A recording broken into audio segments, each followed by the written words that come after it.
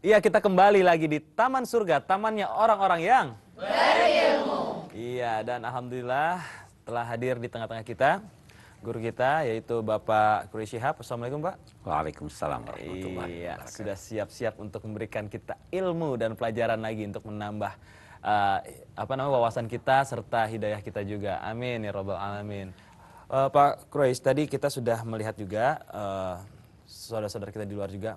Ini lucu nih, Pak. Mereka lebih banyak mengenal kata takdir, tapi mereka sendiri banyak menyimpulkan bahwa takdir tersebut lebih identik ke arah hal-hal yang negatif, bukan hal-hal yang positif.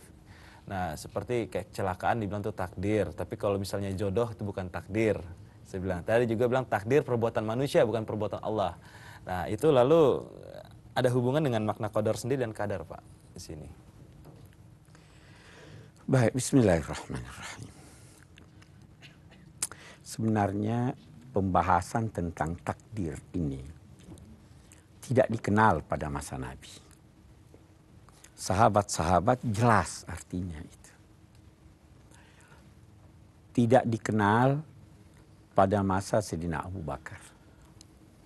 Baru ada seorang dua orang muncul berbicara tentang takdir. Sayyidina Umar larang, udah nggak usah bicara takdir. Dia baru muncul setelah meninggalnya Sayyidina Ali. Jadi cukup lama.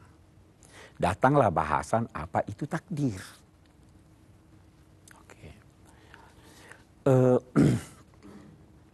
Kita lihat dulu takdir dari segi bahasa. Takdir itu artinya ukuran. Ukuran.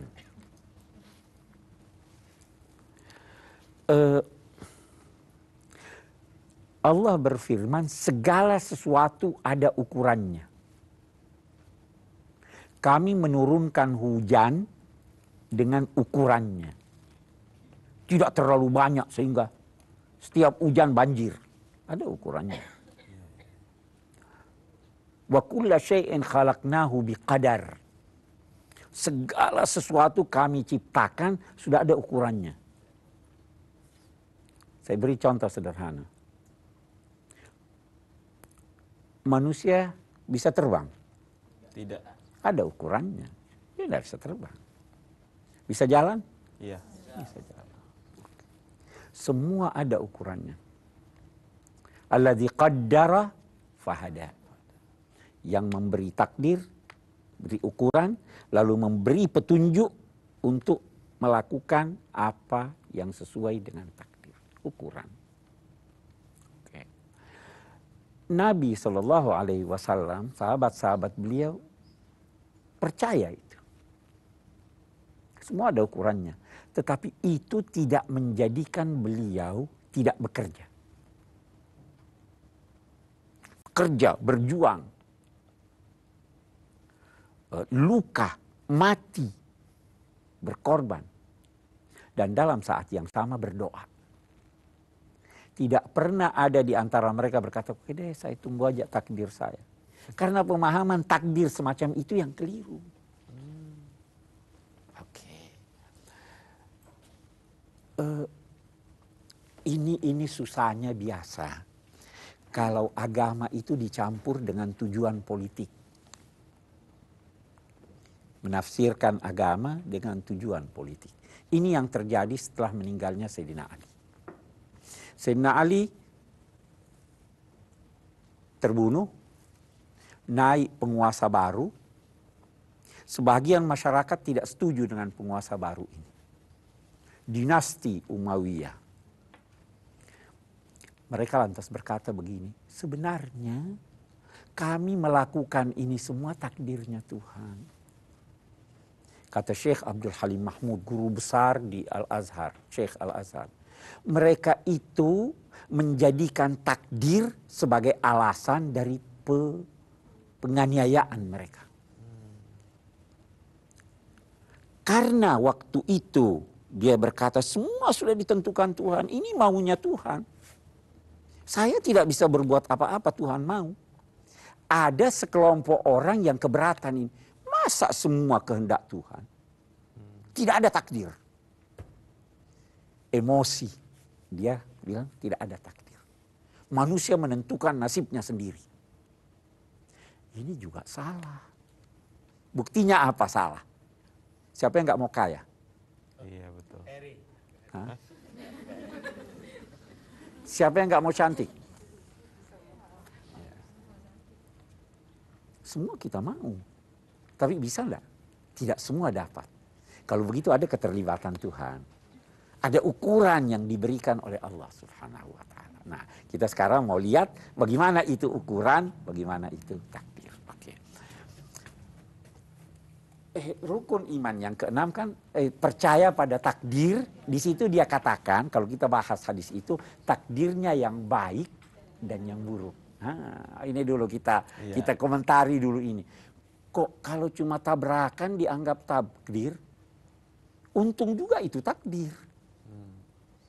Kalau orang hanya berkata bahwa yang negatif takdir, lantas yang positif bukan takdir, itu namanya tidak beradab pada Tuhan. Semua takdir. Nah, kita mau lihat. Ada istilah dibahas oleh ulama, qadha dan qadar. Kita mau pahami dulu ini apa qadha. Qadha itu adalah pengetahuan Allah. Pengetahuan Allah menyangkut segala sesuatu sebelum, sedang, dan sesudah kejadiannya. Pengetahuannya itu berdasar kehendaknya yang ditetapkannya berdasar ukuran tertentu. Saya akan beri contoh. Adakah manusia yang tidak mati? Nah, itu qadha. Allah tahu semua manusia bakal mati. Ya kan? Sudah ada. Tapi ada enggak ukuran yang ditetapkan Allah menyangkut ini? Nah, dia lantas tahu.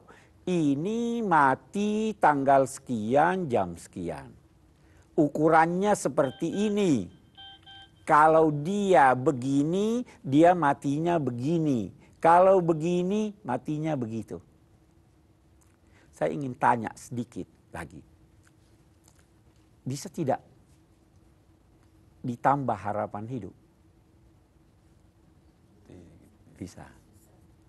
Kalau mau panjang usianya, usaha. Siapa yang mau diperbanyak rezekinya, diperpanjang umurnya, bersilaturahim lah. Itu kan Nabi bersabda begitu. Ada usaha atau tidak?